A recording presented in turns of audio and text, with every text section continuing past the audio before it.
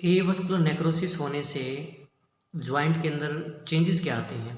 ऐसा क्या होता है कि पेशेंट को तकलीफ़ होती है एवस्कुलर नेक्रोसिस की वजह से?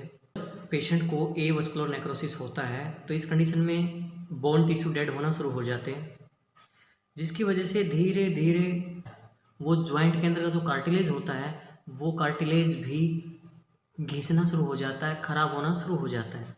जिसकी वजह से जो जॉइंट है वो ढंग से मूवमेंट नहीं कर पाता, जिससे जॉइंट के अंदर रगड़ पैदा होती है, फ्रिक्शन पैदा होती है। जिससे होता क्या है कि जॉइंट के अंदर ट्रॉमा होता रहता है, अंदर चोट होती रहती है, जख्म होता रहता है, जिसकी वजह से पेशेंट को अनबियरेबल पेन होता है। इस कंडीशन में पेशेंट को मूवमेंट करते वक्त बहुत ज़्यादा दर्द होता है। अगर हम हिप जॉइंट नेक्रोसिस की बात करें तो पेशेंट को चलने फिरने में परेशानी होती है, पेशेंट को उठने बैठने में परेशानी होती है, पेशेंट दौड़ नहीं सकता, तेज़ चल नहीं सकता। तो इस तरह की परेशानियां बनी रहती हैं।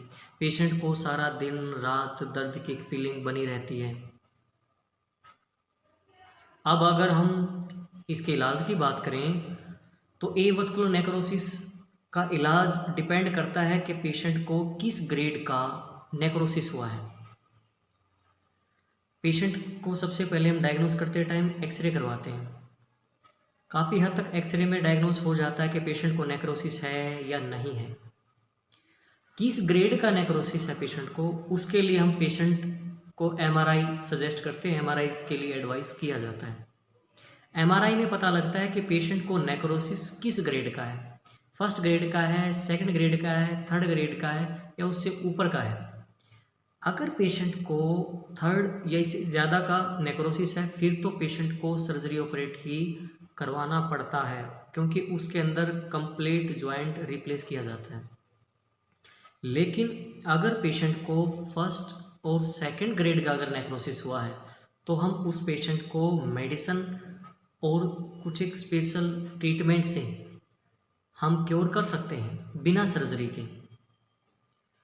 हमारे पास जो पेशेंट आते हैं अगर फर्स्ट और सेकंड ग्रेड का नेक्रोसिस है तो हम उसको आयुर्वेद की मेडिसिन और पंचकर्म ट्रीटमेंट से इलाज देते हैं।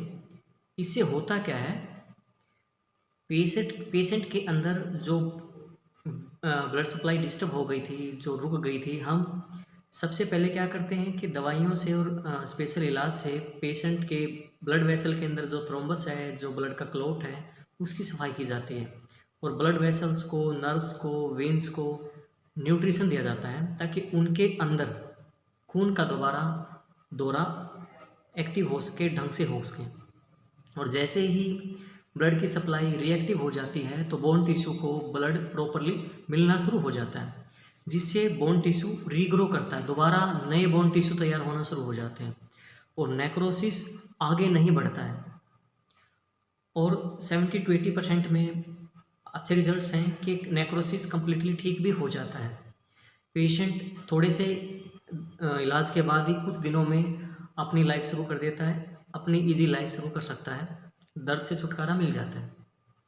अगर आपको भी एवस्कुलर नेक्रोसिस की प्रॉब्लम है तो आप मुझे अपना एक्सरे या एमआरआई भेज सकते हैं। मैं आपकी रिपोर्ट्स को देख करके आपके लिए क्या बेटर इलाज है मैं आपको सजेस्ट कर सकता हूँ।